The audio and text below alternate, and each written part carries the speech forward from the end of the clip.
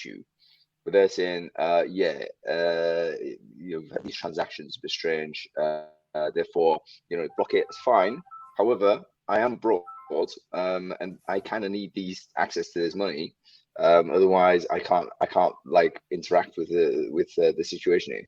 And they're saying, oh, you have to come back to the UK and unlock it in an ATM or a bank branch. And I'm thinking, yeah, that's suboptimal, mate. Do you know what I mean?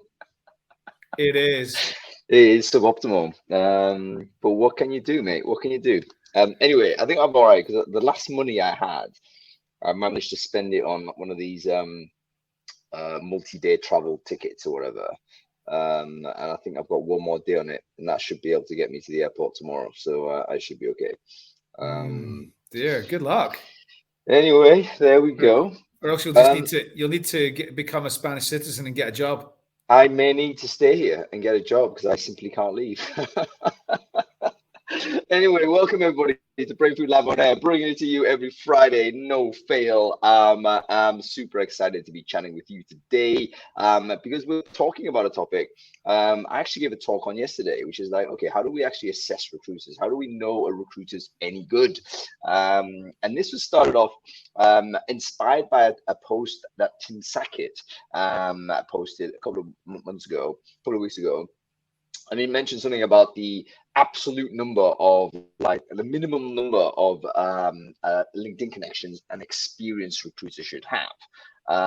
And he made the statement that he would be very suspicious of an experienced recruiter that had, 200 odd connections. Like, why would that connection number be so low for someone who had been working in recruiting for 4 or 5 years and stuff?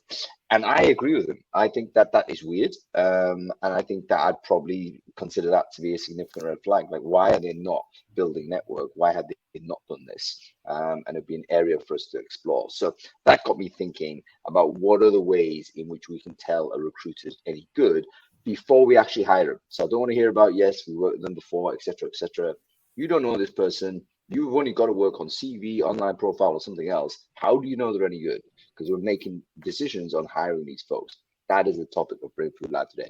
Anyway, folks, a quick bit of housekeeping as usual. I just want to make sure everyone can hear me okay. So just checking in on the folks on Crowdcast. I see the stream buzzing away, which is fantastic. Hope everyone's enjoying the sun. But let me know if you can hear me okay. Just give me a comment in the chat stream there. Let me know whether the audio is fine. We should be broadcasting this everywhere.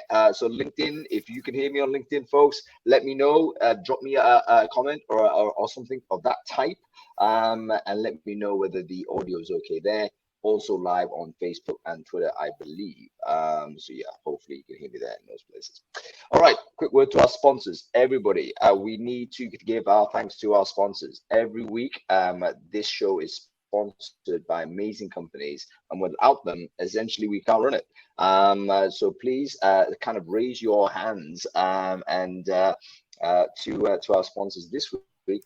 HiPeople.io. They are a talent intelligence platform. I think they focus on reference checking, but they're expanding into all other kinds of talent intelligence. So do make sure you check them out if you want to basically get better validation before you make your hire. This is all about information that's going to support better hiring decisions. I think they're coming out of Germany, but they're expanding everywhere. HiPeople.io. Check them out if you haven't got that solution. Okay, let's get on with the show. Adam Gordon, welcome back to the show. It's been a little bit of a hiatus, 2 weeks, I think. You've been away, haven't you? Yeah, I have. I feel like a fish out of water. It's been quite a long time. Quite a long time. It feels 2 that weeks. Way. Yeah, it does. It feels longer than that. It might be 3 because it's I think Vanessa's stepped in admirably, by the way, because I got kicked off last week. It was like really embarrassing, and she managed to just carry it on amazingly well. So another downgrade week today then with me back. Yeah, absolutely low balling it, mate. But anyway, good to have you on the show, and yeah, let's dive into it. Did you read the newsletter last week? And if so, what was interesting, man? Yeah, I did. And the very first thing that I found interesting was your comment about posts on the Recruiting Brainfood job board. Yep. Collapsed, mate. Collapsed. Down 400%. Yep. I wonder what on earth is happening. So certainly I can see that, there's all the evidence is that there's a global recession. We're either in it or we're about to, it's about to be announced we're in it, because it's all about, I think it's 2 quarters of economic decline. That technically means a recession, right? So, correct. Yep. I suspect that we probably are, and there are companies that are clearly, there's companies got hiring freezes on left, right, and center. So, there's not been any panic, really. There's not been any, there's not been mass layoffs, I don't think. But certainly, I know quite a lot of companies that have got hiring freezes on. A lot of my customers have. And sales prospects that I'm talking to, they have as well. So hiring recruiters, is that top priority right now? Recruiters have gone from being like the most inflated, highest inflation for salaries. Everybody's made their job moves, have they? I don't know. A lot of people have. Probably most people here have made a job move in the last 12 months, I would think. Mate, I did write a post last year around about October, and I said, if you want, now is the time to quit your recruiter job and get another one, because the golden era is not going to last forever. Now, I did expect it to last longer than it has, because it's really only been about 12 months, and we were still flying early Q1 this year, but I think Russian invasion of Ukraine has really destroyed any kind of feeling that we're going to bounce back in any kind of a significant way, and that's fed into inflation. That's fed into basically a lot of just the seeping away of confidence. And yeah, I would beg to differ on layoffs. Lots of tech companies are laying people off. I spoke to a recruiter yesterday. I'm in Barcelona for an event. He turned up. He's all badged up, right, with his company. He got laid off while he was at the conference. And it was like, yep, that's happened. Literally didn't know anything about it. Came to represent the business. Boom. And he was knocked out. So I think it's starting to happen. Let me know, folks, what do you think? As the golden era for recruiters actually over? And the signal I have is essentially a collapse in the volume of job posting on Brainfood job board. Job board's been 40 plus jobs consistently week in, week out. It's collapsed down to 9. And I think it's going to stay that way, maybe even go lower than that. So we'll see sort of where we go. I'd love to know what you think. Are you seeing essentially a hiring freeze for your team and potentially hiring freeze for the rest of your business? Tim's point's massively valid. It's not just for recruiters, of course, it's for all sorts of professions, but he said a lot of overpaid recruiters are in for a correction. Like, if you're sitting there on $100,000 a year when, like, this time last year, somebody sitting in your seat was on 65, when it comes to looking at, right, how are we going to cut costs around here, you might stand out. This is not just for recruiters, of course, it's for everybody. It's for me. It's probably for him. I don't know. No, everybody. Yeah, mate, I'm not overpaid. I'm not paid at all. That's my problem. It's not that the Ukraine, the invasion of Ukraine. A lot of people sitting on the other side of the world from Ukraine might go, "What the hell's that got to do with me?" But the knock-on effects are, like, in terms of cost rises in every, in agriculture, in oil and gas, and all these other areas, is a problem for everyone. Yeah, it's not just the invasion. It's basically the massive sanctions being leveled on Russia. And Russia's a massive commodity producer. It's a massive energy producer. And if the way I describe it is also something called hostile deglobalization. So if you're going to literally chaotically and adversarially deglobalize, then essentially all of the companies that are being valued at billions plus are basically being valued on the idea that there is a global market. And if you're now saying actually there's not a global market, there's a regional market only, guess what? All of those valuations are completely out of whack. So the correction is not only going to be recruiters, it's going to be market-wide, global market-wide. So it's going to be like heavy sledding for a lot of us, I think. Anyway, topic for another time, perhaps. Give me another one, Adam. Yeah, I enjoyed the article that kind of gave some context around LinkedIn's data about in-mail responses. Yes. Didn't make much sense to me, quite a lot of it. So tell me. It said, for example, that people reaching out, if you're reaching out from an accommodation. I don't know whether it was an accommodation organization or your profession was accommodation. I'm not sure which of those it was, but you're going to get a 23% higher than average response to your email results. Whereas if you're in real estate, which to me sounds like exactly the same thing, you're going to get the worst. You're going to get a 10%, or the second worst, I think it was, like 10% lower than average. So, I mean, it's interesting to go and have a look. I'm not sure whether there's anything meaningful in that. The one that I thought was total fake news was if you are reaching out to people with a human resources like title, they're more likely to respond 26% above the average in-mail. I'm thinking like, HR people probably respond about 0.01% of the time. So what does that say about in-mail results if that's the case? I can't imagine that. Accountancy, they said, with the bottom, or accounting professionals was the bottom, 17% less likely than average to respond to your message. But HR being at the top, I'm not, unless this is unsolicited, like I'm sending you a message to say, I'm up for working at your company. What do I do? Maybe that's it. But do job seekers do that? Who knows? I would be interested to know sort of what the how they work the numbers out, because accountants and most people are basically not on LinkedIn at all. So you're literally sending to a moribund account. And I just wonder if there's any kind of uplift on HR and recruiters, let's say, it's because we are on it all the time. So even if we ignore 99 of emails coming through, our response to one of them is still maybe a little bit higher than someone who just logs in every month. You must be just like the inbox of someone who logs in every month on LinkedIn must just be unworkable. Like it'd just be a complete sort of a stream of nonsense you're never going to get through. So anyway, LinkedIn occasionally produce some decent content, and like I say, it's brain food. I don't think you'll learn. I agree with you, Adam. Can't learn too much from it, but dive in, take a look. If you're on emails and you want to get better at it, I guess this is something that's worth at least exploring and giving some thought towards it. I mean, definitely interesting to look at. So if you're doing emails and you want to get better at it, then you might also want to get better at your TikTok posts. So when to post on TikTok? I really enjoyed Hootsuite's sort of pressy of what you should do and what you shouldn't do. The best time to post on TikTok, the very best time of the whole week, 7 p.m. on a Thursday.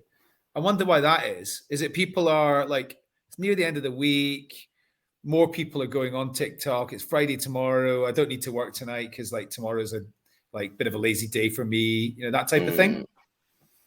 I wonder. Who knows? TikTok is so addictive though. People look at it all the time. I mean, I wonder whether the timing of it, is it that relevant? Because essentially it's like I'm sure people who are on TikTok literally look at it 20 times a day. It's right on your mobile, it's entertaining, blast in 5 minutes, and it's like, yeah, amazing. So who knows? Yeah, I mean, it's definitely I mean, I wouldn't say I'm addicted to it. I only go on it when somebody sends me a link and says, take a look at this at this TikTok. All I can say is keep scrolling, Adam, and you'll eventually see stuff that you think, oh, that's interesting, and it's got a very good way of tracking your view time. So if you view something for like 2 seconds longer than something else, it'll say, Adam's interested in this type of content, and it'll surface more of that stuff to you. And eventually you'll get, oh my God, I'm totally into this, no matter what it is. I mean, like Erin's point on the chat here is absolutely right. So like, I think anybody over the age of probably about 30, I think they definitely take a bit longer to, on average, they'll take a bit longer to get with, something like a TikTok that's like quite new. It's for a generation before. Yeah, but you get it. I think it depends on it depends on the area you're recruiting in. So if I'm recruiting engineers, I'm probably not spending a lot of time on TikTok. But if I'm recruiting retail or hospitality or something like that, I think I may be spending a little bit. Contact centers, is full of teenagers who are I'm quite likely to be able to hire into those types of roles, more likely than somebody in their 40s who's on Facebook. Yeah. I think generally speaking, it's going to be something you can really do good stuff in terms of branding and storytelling on. But is it going to be something you could source from? Probably not. Could you engage people? Definitely. And target market. If your content is out there and you're doing a consistent thing, you'll draw a certain audience that works out for you. So one of the things I've seen really that work on TikTok, for instance, is people giving Excel tips. So they're just doing like 60-second, not even 60 seconds, like 20-second videos. Say, hey, here's how you do Excel quickly, and it'll show you one way to do it. It's like, well, if you're on spreadsheets all the time, that actually is a useful account to follow. And that is therefore a good recruiting thing. So someone could do Boolean search on that.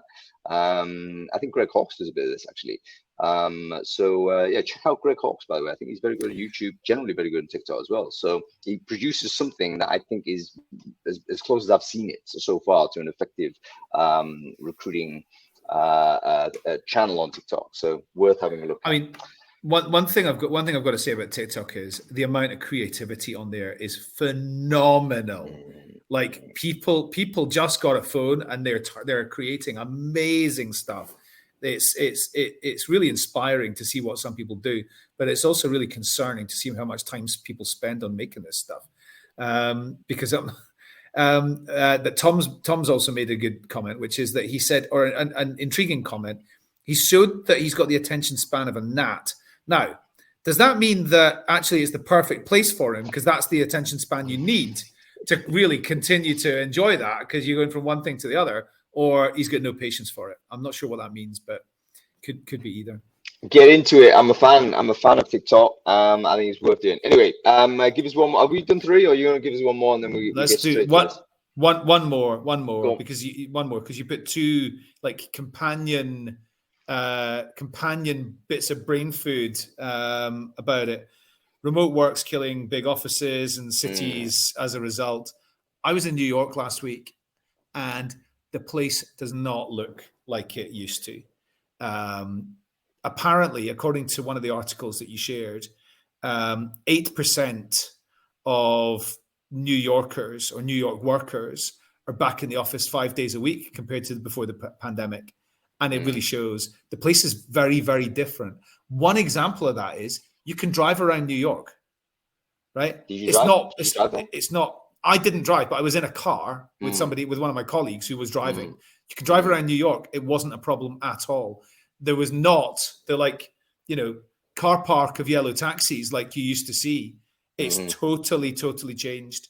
The type of people that are in New York, it's quite different as well. It's obviously attracted a lot of people who have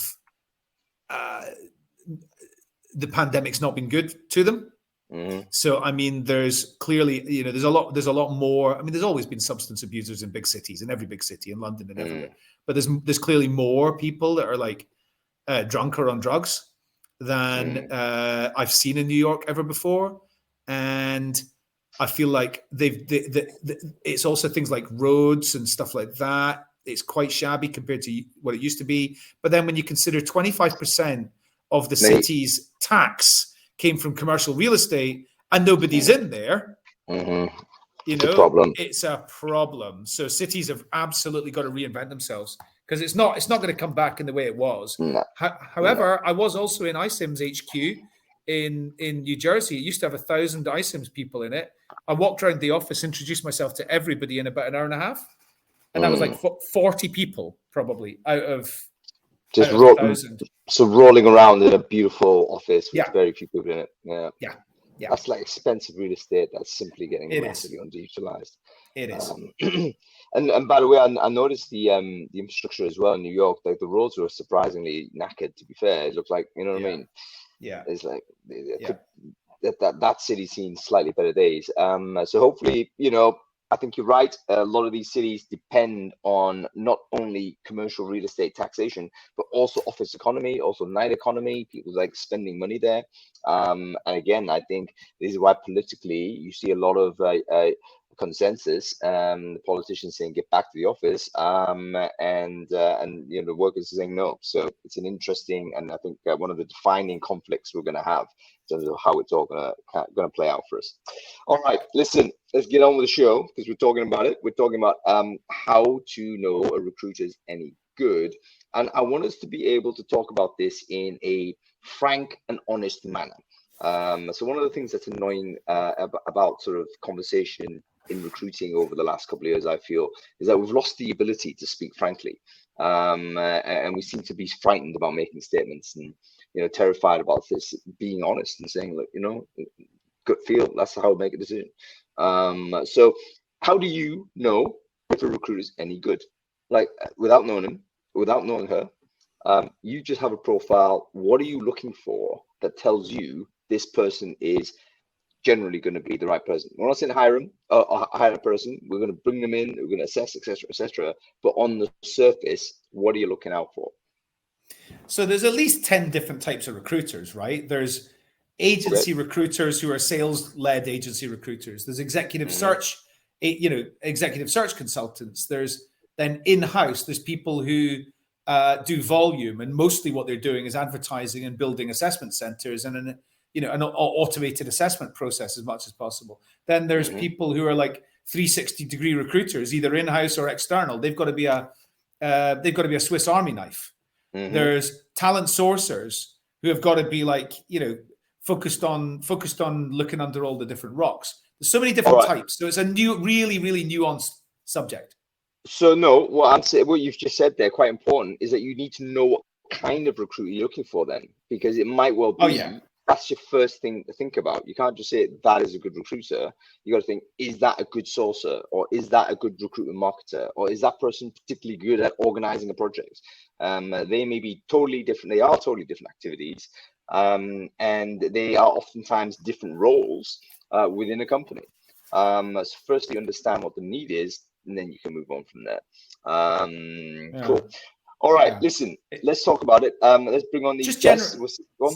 Sorry, just generally, if you know what type of recruiter you're looking for, you want to be asking them what their thoughts are about a particular type of subject that is like, you would expect that person to know all about it. So if you're hiring a talent sourcer and you want an experienced talent sourcer, like tell us about that. Tell me about your experience in using different tools and and channels, and write me out some, maybe not write me out some Boolean strings, but like you got to know the bit. You got to know the logic behind all of that. You got to know how to X-ray websites. You got to and if that person can't keep up with that type of conversation, they're probably not going to be great at that. They might have the raw skills to learn it, but they're not going to come in as an experienced hire. So that's actually a really good point. You can qualify it by conversation and how fluent they are on that particular topic. So they need to know things. A recruitment marketer, for instance, they need to know what programmatic advertising is.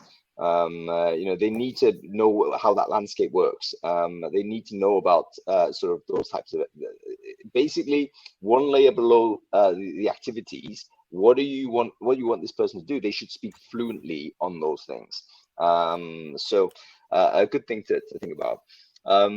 Okay, let's bring on some of our guests. Let's talk about it. I think they've all recruited before, or currently recruiters. So we'll see what's what. We're going to bring on Erin Mathew. A return for Erin Mathew, I believe. Long time since she's been on the show. Ed Han makes the debut, and of course Tim Sackett. Where is Tim? He's coming on because he's the fire starter for this conversation. I can't find him. Where is he? Hi, Erin. Hello, Adam.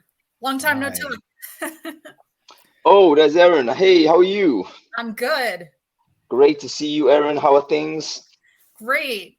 I don't think I've been on Brainfood in like a year and a half almost, and a lot of changes. I've moved, had a baby, and changed jobs, a lot of different things. That's right. Since because I was conscious of the fact, obviously, your family's happening and stuff like this. So I was thinking, okay, maybe not the perfect time to interrupt Erin with, she's busy with other stuff. But great that we were able to chat online and get you back because you're a very popular guest here, Erin. Having said that, she's kind of I've lost the video here. Okay, we've got Ed Han with us. Ed, how are you doing? Good. Welcome to the show. Thanks very much, Hung. Appreciate the invitation. Good morning, or good afternoon in your case, great to see you. And Tim Sackett, of course. Great to see you, Tim. Hey, Hung.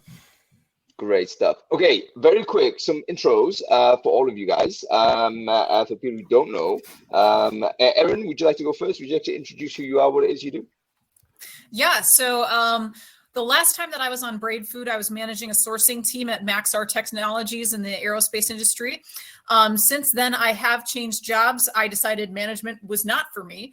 I prefer to be a sorcerer that is in the weeds, doing all the fun, cool search methods. I can't say the name of my company because I didn't have enough time to get clearance to use it on this webcast, but it's pretty easy to figure out if you go to my LinkedIn profile. But I am now in the fintech space and it's very awesome, enjoying it so far. So I am back to being an individual contributor and loving it. Great to have you back, Erin. Okay, Ed, can you tell us quickly who you are and what it is you do, sir? Sure, absolutely. I'm a corporate recruiter. Spent the last 10 years and change in recruiting after a host of other stuff, which quite frankly has been really great prep for this. Chiefly, I really am recruiting along the technology adjacent roles, and also strangely enough, HR. Great to have you on the show, Ed. And Tim, a few folks that don't know you, but in case they're under a rock and have not been paying attention, quickly, who are you? What it is you do? I write blog posts every day just to try to get Hung to share it on Brainfood. That's really my sole purpose in life. I just write and I hope and I pray that Hung reads and he shares it. There you go. That's it. I'm pleased that we managed to kind of dovetail our way into this and get you back onto the show. Okay, let's talk about the thing that you started, Tim. A controversial take, which I agreed with, even though I might have exaggerated your particular position in order to kind of illustrate what we're talking about. But can you be crude and is it a decent crude rule to look at LinkedIn connection numbers when you're looking at an experienced recruiter? Is it weird, for instance, that there is a lower number than you expect? And take it to the further extreme, what happens when you encounter an experienced recruiter that doesn't have a LinkedIn profile? Is that weird? At what point do we start thinking that's strange and we need to investigate it? Let's go hang on, Tim. I'm going to go to Erin with this first. Oh, yeah. I'm sorry, I didn't hear that last part. Oh, audio cut out. No worries. I just wanted to know whether you think we can make some crude rule of thumb type judgments on someone's LinkedIn connection numbers, particularly if they're an experienced recruiter and it's kind of a low number. What do you think? Okay, so I'm going to say no with the caveat that yes, it does arouse some suspicion with me. And I say this only as someone who used to have very few connections that had been a recruiter for years. My very first recruiting role that I spent several years in, they gave us one resource to find candidates and source them, and that was Indeed. Nobody had LinkedIn recruiter seats. Nobody really knew about the capability of using LinkedIn. And I would say as a recruiter, I can't believe this, but I used to get on maybe every 3 months to my account. And it was to update my profile. And I really thought that was all it was. It wasn't until I got so bored working for that company. And really, I don't know, we didn't have to do as much sourcing because we got a lot of applicants. And I was bored out of my mind doing that. And that's when I, insisted to my employer, you got to let me go to SourceCon. And I went into that conference thinking I knew everything about recruiting, only to find out that I knew absolutely nothing about recruiting and sourcing. And actually, Tim, you were a presenter at that conference. the infamous time that I went. And yeah, I'll never forget the time that you got up there and said Indeed is dead. And I was like, oh, did he really just say that? But yeah, a lot of the things that I learned there made me have a much more active presence on LinkedIn and other platforms outside of that. So I'm glad that another employer took a chance on me as a sourcer with so few connections so that I could grow into a role where I was much more present on the platform. So that is the only reason why I would say no, but still, that's not the case for everybody. So. Yeah, so just to restate your position there, Erin, it's basically you're saying that it doesn't, it's not a verdict on the character of the person per se or the potential that person has, but it may be that their initial environment, let's say, was so constrained, the way in which they were taught how to do recruiting had actually put them in a kind of a narrow box in terms of how to operate, and they needed that box to be opened up in some way, which in your case was this this event at SourceCon, and an eye opener. And I do kind of resonate a huge amount with that. I remember the first event I went to as quite an experienced recruiter, 9 years in. I saw Alan Whitford speak. Rest in peace, Alan, by the way. He was just opened my eyes completely in terms of how basically social networking was working. I thought, you know what, I know nothing about what I was doing 9 years in. So it may just simply be a lack of opportunity to open your mind is the thing there. Don't mind. So what are your thoughts on that, Ed? How do you feel about this idea of putting a rule on LinkedIn connections? I don't love it. Truth is, I mean, when I first like I said before, I've done a lot of other stuff before I came to recruiting. By the time I came to recruiting, LinkedIn was already a very well-known tool, heavily used by a lot of people anyway, right? Like I said, I've only been doing it for 10 years and change, So to me, that has always been part of the fabric, part of the character of what we do for a living, yeah? But here's the thing, how is anyone going to know, right? I mean, it only shows you your network size to you yourself. So unless you are voluntarily disclosing it, no one's ever going to know unless you have actually fewer than 500 connections. It's the only way to know this. But that's the question. I mean, if you saw someone at 358 social connections, you would know because it would say that. And would that not be weird if they had 10 years in, like right now, if they had 10 years experience from 2010 to 2022? That's weird, isn't it? Sure, I understand the question, but the thing is, at the end of the day, don't we care about the results? Aren't we more interested in did we fill the recs? Is that person that's the hiring manager selected progressing in the organization, right? At the end of the day, isn't that the real KPI for what we do? As at least as individual contributors in TA. And to me, if you can achieve that to me is the essential thing. And it also is dependent on what skill set you're talking about, right? I mean, if you're doing HR, biz dev, sales, marketing folks, yes, that would be really profoundly weird. I absolutely agree with that, But my first job in recruiting, I was recruiting electrical technicians, residential technicians, your cable guys. These guys are not on LinkedIn, right? So if I specialize in that space, if I specialize in medical professionals, MDs, nurses, and the like, if I specialized in logistics and shipping, again, skill sets you do not find on LinkedIn for the most part. And if that's your focus, then absolutely I buy not even having a profile, frankly. Yeah, I think that's very valid. So that's a really important point. Industry sector relevant, right? So basically LinkedIn is pretty much white collar work. And if you're hiring people that don't sit in front of a computer, then yeah, it may not be a relevant product for you. It may well be there's other products out there you need to use. Alan, you about to say something? Well, it was really the only point I was going to make was actually what Ed just said. If your profession is recruiting cockle pickers, you are not going to be, spending a lot of time in offices networking with people in white collar jobs. That's true. And Daniel there, I would actually say thousands unknown is definitely superior than 358 well known. I think quantity is definitely better than quality on LinkedIn. I'll die in that particular ditch, folks. Okay, Tim, go back to you. You started the conversation. Can you explain the context that caused you to write that post? Because I think it was a real situation, wasn't it, Tim? Yeah, we were actually going through and hiring a bunch of recruiters like everybody else, right? And over an extended period of time. So let's say like the last 12 months, so you've gone through, interviewed, hired, seen performance, had turnover, blah, blah, blah. we tend to actually hire a lot of entry levels and train. Ed, I don't disagree with you saying, hey, shouldn't we be measuring performance? Tell me how you measure the performance of a recruiter in an interview coming from another company when you can't validate any of that data. So that was the issue, right? So when somebody comes to me in the interview and they're an experienced recruiter and they're like, oh my gosh, Tim, I love recruiting. Recruiting's my life. I'm a nerd. I'm a recruiting nerd. And I'm like, cool. Tell me, how do you educate yourself?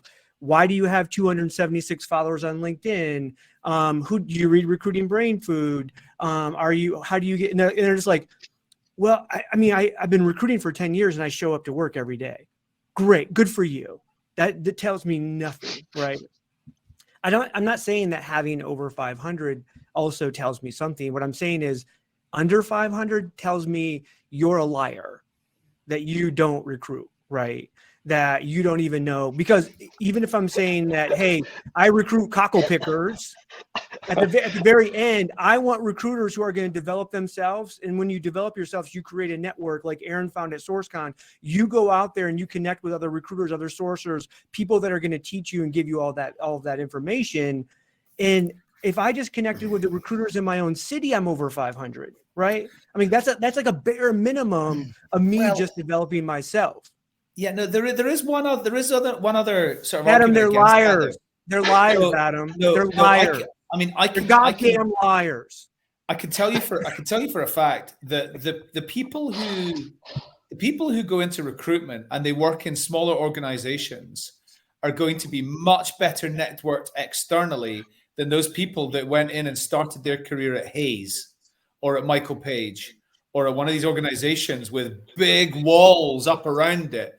They've got their own internal learning and development programs. They've got their own. They don't want you going and making friends with other people in recruitment. They don't encourage you to go to the networking events and the source cons and things like that. They want to keep you absolutely behind that brick wall. I just asked myself, they didn't want me to go to SourceCon, that employer that I was with. Wow. I actually fought my way to go because I actually had been asking to go for years. They kept saying no. And then 1 month, they decided to reward a few handpicked recruiters with tickets to SourceCon. And I was seeing red after that meeting. So I went home. I said, I'm going to write those damn 6 blogs. I'm going to earn my ticket. And then I went to my boss's office the next day. I said, I'm writing these blogs. I'm taking PTO to go if I have to, and I'm paying my own way. And that's how it's going to be. And then I got sourced after someone read my articles, and I ended up going to SourceCon with a different company. So, but they did not. That's why they didn't want you to go. Yeah. I love it. Much deserved. Well done, you, Erin. But I do remember this. Like, a lot of companies essentially have this idea that if your recruiter's going to the event, they're spreading intellectual IP. They're kind of potentially loose tongues and losing opportunities and all this type of stuff. It's like, no, keep internally. I think that was back in the day. I hope this type of attitude is not scared the changed. secret sauce of what we do. Oh yeah. Exactly. I think the majority of recruiters are still that way. I mean, because we're not in that space, we've moved beyond it, and we're kind of circulating in spaces that are much more open. We might, in a paradoxical sense, be in our own type of bubble, so to speak, whereas the majority of the industry might still be pretty much locked in to company brand. But those that are locked in, though, there's a way that you can tell if someone has an aptitude for building a network that big. And I know it when I see it whenever I interview a sourcer. If you tell them what else is out there, do their eyes get wide with excitement, or are they a little bit taken aback by it? That's going to tell you a lot, because there's people that are just like fascinated by it and can't wait to get in there and figure out what they know and what they don't know. And then some people are like, that's a little bit out there for me. I'm just going to go where I'm comfortable. And I see a lot of that, I truly believe that some people are just hardwired to be sourcers. And I've seen it on rare occasions, but I know it when I see it. Yeah. I went into an enterprise like TA. I'm working with a TA team as enterprise, and about 145 recruiters. And we did a survey asking them, like, we already knew the data around source of hire, right? And they don't do probably 90% of what they hire for are going to be what we say is either semi-skilled, low-skilled, hourly, but higher end. And then the other 10, 15% are going to be salaried. Big LinkedIn shop. Source of hire wasn't even in the top 5 for LinkedIn. But when you ask them, like, hey, what's the thing if we took away, you would want to quit or go to work someplace else? It was LinkedIn, because they were spending all day, every day on LinkedIn. To Erin's point, like, they didn't have all these other sources. They didn't really figure out like how to go through. And again, this company's like struggling to hire. And it's like, well, I know why you're struggling to hire is because you got a bunch of recruiters on LinkedIn all day that shouldn't be there. But, that's just the reality of what a lot of us face. Yep. So there's 2 really important points both you and Erin have just made there. I just want to address real quick Erin's point about asking a question and seeing the reaction, right? Seeing the reaction. You're not looking necessarily for the person to give you any kind of content, but are they thrilled to discuss other ways to recruit? And if you get that kind of enthusiasm, then enthusiasm should translate into extra effort, if you like, extra, just more motivation to uncover those things. And I think that aligns with Tim's point on the example he cited about the recruiter that was, the job a day type of person. Absolutely, there's a role for that individual. They can come in and just do the job 9 to 5. That's totally fine. That is what you pay for. That's great. But are they going to be great at your business? Are they going to be great recruiters?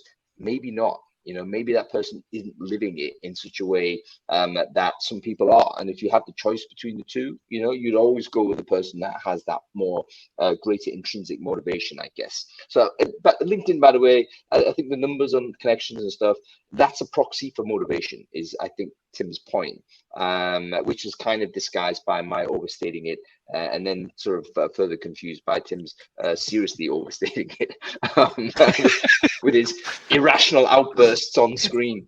Okay, I want to sit in a little bit more with this idea of the sort of questions you can ask a candidate that you don't know and you don't have validation. You're literally trying to do it on interview. What other questions are good ones to use when you're trying to figure out whether the recruiter is any good? Any thoughts on this? Ed, I'll lean on you a little bit on this. Have you ever recruited anyone or been participating in the recruitment of other recruiters? And if so, what sort of questions do you think are effective? Yes. So years ago, when I was still in the agency world, I was recruiting a team. I was recruiting manager. First time being a hiring manager in a long time. And I was absolutely gobsmacked at the poor quality of resumes I was seeing. Absolutely mind-boggled. For a profession where... Stop, press, Ed. What is a poor quality resume? Tell me about what it looks like. It tells me about responsibilities. Basically, it's a collection of the blandest bullets you've ever seen on every JD for a recruiter, ever, right? Manage X number of requirements. Okay, great, whatever. That tells me nothing. What do I care? I care about what did you deliver? What did you accomplish? Show me the results, because otherwise the rest is utter garbage. You wanted to say "show me the money" there, didn't you? You wanted to say that. Show me the money. I thought about it. All right. Yeah, so, results. Yeah. Beyond resume, yeah. Ed. When you got them to interview, what was the questions that you were asking them? Oh, I would give them a JD and ask them to devise a Boolean string, just one. Okay. And your average recruiter could not do that? Like, not in corporate, yeah. What, 4% of recruiters maybe could do that? Yeah, it proved to be quite the challenge. But that may be a legit test. Like, if you're looking for a sourcer, someone with a sourcing skill set, that's your job. I think it's fair to say, look, write me a basic Boolean string that will generate some results from Google rather than LinkedIn. So in other words, use a non-specialist tool to try and get some candidate data. Can you do that? Yes, no. And I think that is a decent screen away from a bunch of people that probably are not suitable to do the sourcing role. Folks, let me know in the comments. What do you think? Is it fair to test a recruiter to say, whiteboard it out, give me some sort of Boolean strings? Is that a fair assessment? For a sourcer, maybe for a sourcer, yeah. I mean, that would be like you'd expect about 50% of talent sourcers to be able to do that. 50% of talent sourcers are not really doing proper sourcing, but the ones who are, they should all know how to do that. Absolutely. Yeah. Yeah, and it's not even necessarily a knockout question. It can be a question to gauge where they are with their skills, and that can tell you how much work you're going to have to invest in mentoring that person. Because like I said, I used to be a sorcerer that didn't know Boolean. I know Boolean now, but one of my favorite questions to ask a sorcerer in an interview is, what is your favorite Boolean operator? And it tells me a lot if I get the answer, is that like and, or, and not? And that's a big tip off right there. Not necessarily a knockout question, like I said, but if they have a good answer for that, I'm like, okay, I know a little bit about how they think.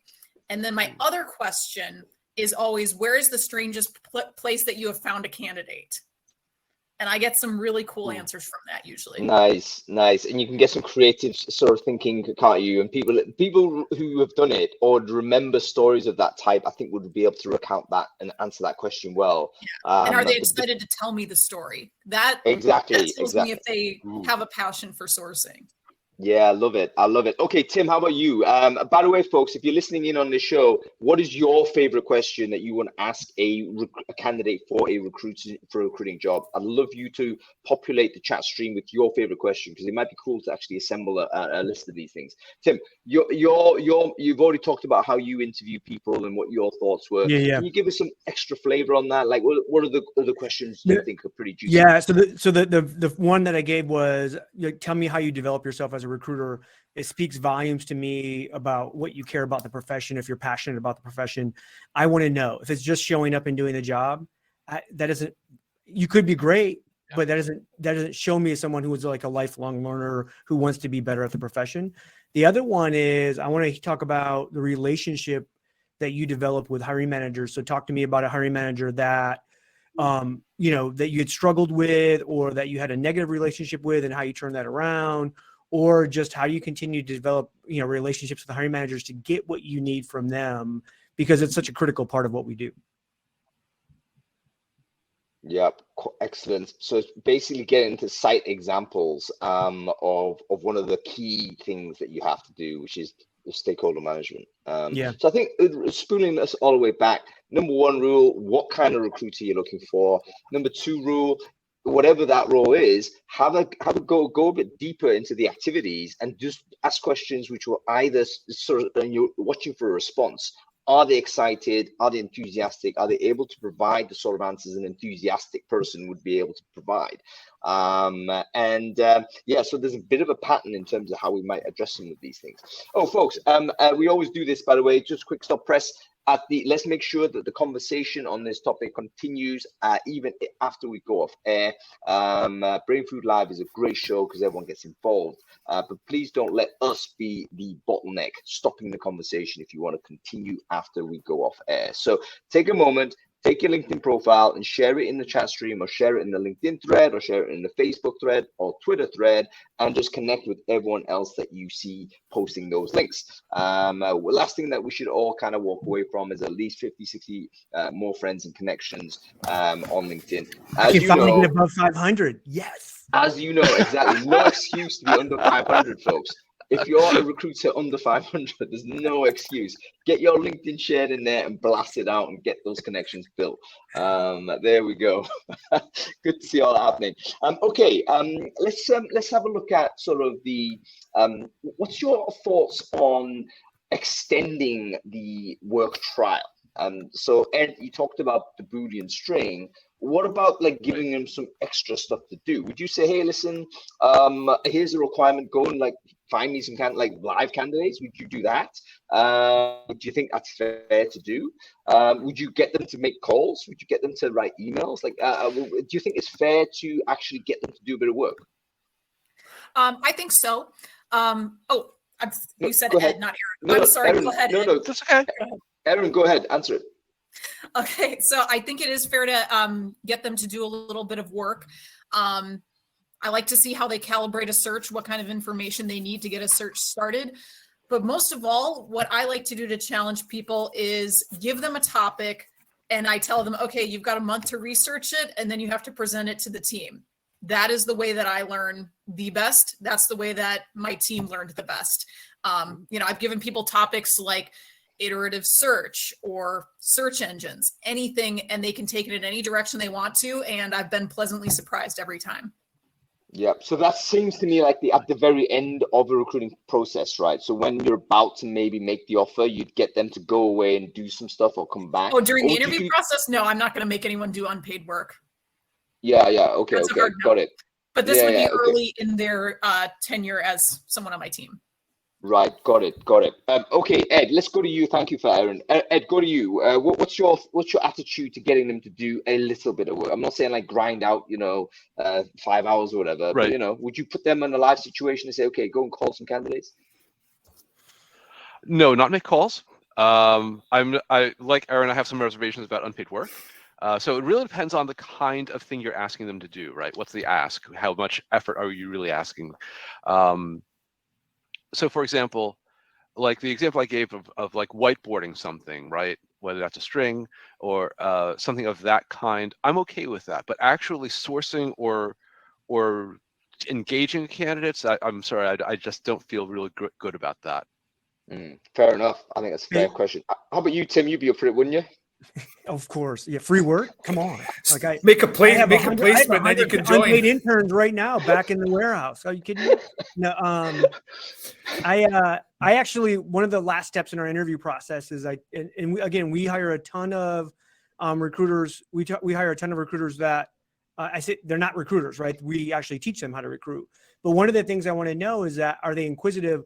Could they actually hold a conversation? So I actually say like, hey, the next step is, pick your time, but you're going to call me for a half hour and you're going to interview me. Just you're you, I'm me. We're not role playing. You're just going to interview me to find out more about me. And that tells me a lot about their ability to connect and hold a natural conversation with somebody from that standpoint. So, it's so specific to what we do, right? We have so many of these conversations with people every single week, every single day. And what I find is there's a good set of people out there that can naturally interview you and have a normal conversation and make you feel comfortable. And they tend to be good recruiters. If they can, kind of get through the, being able to do the process stuff. This is a good point. So I think you can quite quickly tell, even if they're not a recruiter, who could make a good recruiter, because if they keep your attention and they are articulate, recruiters are good talkers, right? Yeah. Not necessarily sourcers. You don't need to be to be a sourcer or to be other jobs in recruitment. But if you're going to be interviewing people, you better be interested about the world, and you better be interested in people, because you can pick that up in people quite quickly. Well, Adam, I've had this conversation too, with the way technology is moving in talent acquisition, that tech stack. If you automate 85% of what a recruiter does now, at the end of the day, the future of recruiting is your ability to connect and get people to trust you with their career and have that conversation.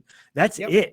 It sounds old school, but like the technology is getting us back to having recruiters that actually have real conversations. Yeah, it's achieving influence. Yeah. It's achieving influence with hiring managers or customers if you're external, achieving influence with the candidates, and having the human conversations that take the person, on whichever side it is, to the next step that you need them to get to. So you've got to be articulate and you've got to be gregarious.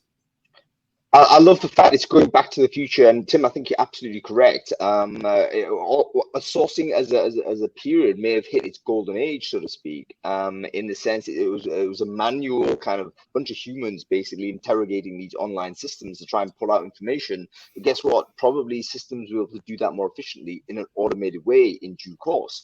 And we might end up going back to a situation where the primary skill set is that human to human connection.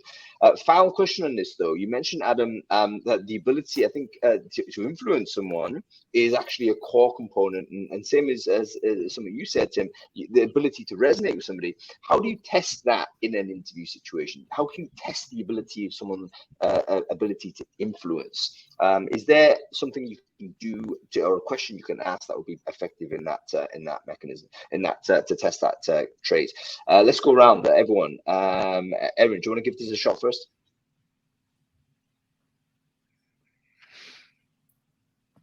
You're muted, Erin.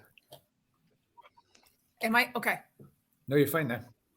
I'm sorry. Can you repeat the question? Yeah. So it's basically about influence being something that's an important trait in recruiters. How do you test for that? Is it a question you can ask? Is there something you can do in the interview process that would test for the ability to influence? Sell me this pen. Gosh, to influence. Sell me this pen. Yeah, that's what I'm trying to get to. Sell me this pen. Yeah. That's where I'm trying to get to. But yeah. Yeah, I mean, I guess you could ask, have you ever recruited on a role that most people would not find desirable? How did you convince someone to say, this is the role for me? I had to do that quite a lot when I was working at FTD. We were a company that was going through a bankruptcy and going private equity, going through layoffs, but still hiring at the same time. So you had to use very specific language to get to someone that thrives in chaos. So the messaging that we used was, we need someone that can run into a burning building and put it out with nothing more than a bucket of water and the courage to rebuild it all. And you would be surprised at who responded to that messaging saying, tell me a little bit more about that. So I guess what you're saying here, Erin, is that you can do some scenario planning on it, and you can basically, I guess that example is a really interesting one. When you're talking about, how to frame what might be a difficult sell, and that in itself is a good example of influence, isn't it? So that's a super interesting thing to think about. I think very hard to test for. So going to you, Ed, what are your thoughts on this? How do you test for influence? Is this impossible to do? Is it something we just got to hope for the best on when we make the hiring decision for a recruiter? I don't think there's any hiring decision should ever be a hope for a best sort of situation. Having said that, it's all for right? Best, man. I'll just roll some dice, man. Come on. I'm a believer. Yeah, no. So I am, however, a believer in behavioral questions, because obviously this is the best thing we have currently anyway. I love what Tim had been saying a few minutes earlier. Interview me, talk to me. What do you? And the ability to hold the conversation, the ability to find the logical follow-ons, right? That someone will drop something in passing, maybe, right? That's very interesting. And I think those are really important. And following on from what Erin had just said, you want to get to someone's why, right? If you can get to someone's why and say, okay, I see what drives you. I want to speak to this. Yeah. I think if you can do that, then they'll be happy to tell you, to demonstrate to you, I have done these things, right? So a lot of it is a little bit of conversational judo. I don't want to persuade you. I want you to persuade me. And if I can achieve that, doing this really smart thing that Erin was describing in that messaging, I think that is a big part of how you might be successful in achieving that.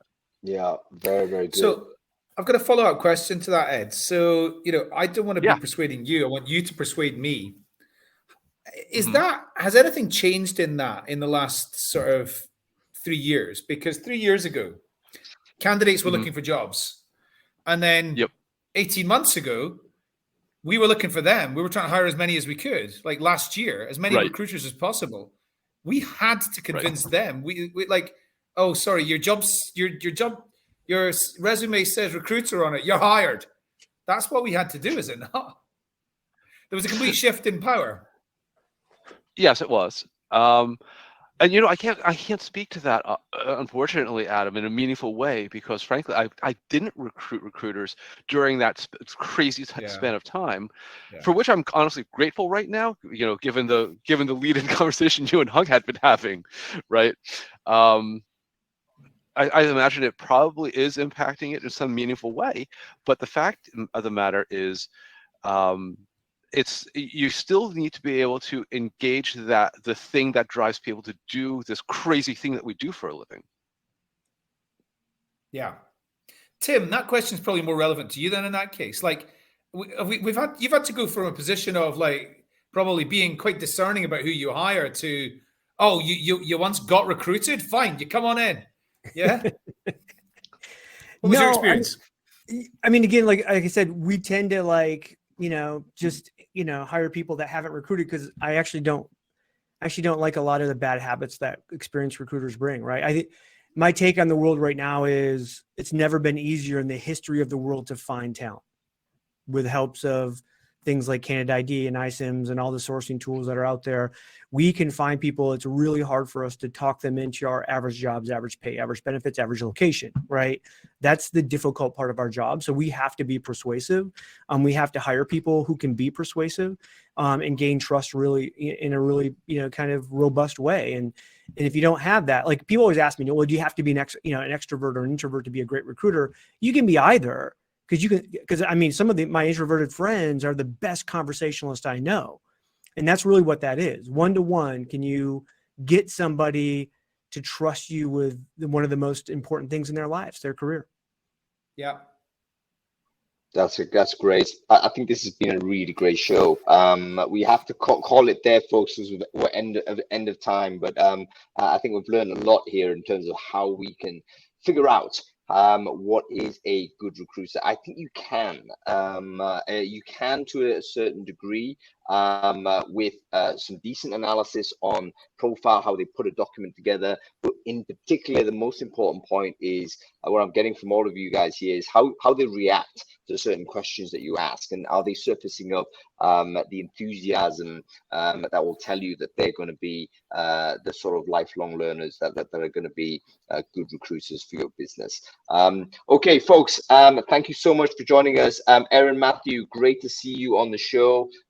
Thanks for coming back and being awesome as you always are. We'll have to get you back on a regular. So you have a very good day, and we'll chat soon, Erin. All right. Ed, great to see you, sir. Thanks for coming on to the show. Great to make your debut. If you're up for it, we'll bring you back also in a future episode. Good to meet you, Ed. Thank you very much. I think it's the first time. Likewise. Yeah. It is indeed. Thank you very much, Hung, and I would be certainly happy to do so. Great stuff. And Tim, great to see you as ever, my friend. We're going to be seeing you in the UK, I believe. July 6th and 7th, right? We got Disrupt HR and RecFest. I can't wait to get over there. Get ready. So, Tim, quick plug if you want to give it to Disrupt HR. What are you doing on the 6th of July? So we're in downtown London at the Royal Institution, 6 p.m., 12 to 14, kind of just, Disrupt HR, for those who don't know, are like 5-minute TED Talks, but with a little bit of a couple of rules thrown in there that make it, a little bit more difficult. But really just kind of great disruptive kind of conversation around talent acquisition, HR, all of those. Free drinks, some food, some networking. Show up. I mean, I guess it's not. Is it free drinks if you buy the ticket? You have to pay for the speakers, but you get free drinks. Like, I don't know. You can drink $30 worth of alcohol. Come on down and see it. Yeah. Come on down and see Tim Sackett. He is in London, a rare visit to London. He's going to be there before RecFest and at RecFest. So if you're going to either of those, or you're not going to RecFest, just turn up in London and you'll see Tim and have a chat with him there. So Tim, listen, great to have you on the show, mate. When I was last at Disrupt HR London about 3 years ago, there was a lady who sang her whole 5 minutes. It was amazing. And it was funny as well. It was full of swearing and it was hilarious. We need to get that person back on a highlight. She sounds amazing. Because when you first said singing, I thought, oh my god, it must be one of those total like cringe type affairs. But ask Katrina Cole. You mean like Bill Borman doing comedy, one of those things? Yeah, no, that type of thing. All right, listen, we're calling it. Tim, we'll see you next time, sir. See you guys. That was great, wasn't it, mate? Terrific. Loved it. Yeah. Great show, and great to have you back. And obviously, it kind of helps us build a picture as to what we want to do when we're recruiting recruiters. If we are still recruiting recruiters, the topics of these shows basically get out of date within weeks because the market shifts so quick. But anyway, that's about it, folks. So Adam, listen, you have a good week and whatnot. I'll catch up with you soon. Cheers. Cool. All right, everyone, that's it. We'll be back next week, by the way. We're talking about how to source without LinkedIn. This has already got 270 people signed up to it. Make sure you register on Crowdcast to watch this show. We're going to be talking about how to recruit without using Big Blue. I did some research on LinkedIn. It turned out from sort of recruiters, and it turned out something like 80% of all recruiters have a LinkedIn recruiter license or access to it. What happens if you don't have access? Have you got other stuff to do? We're with Balazs Paraguay, we're with Ala Pavlova. We're going to bring more cool people on the show, people who think outside the box, and it's going to be really intense.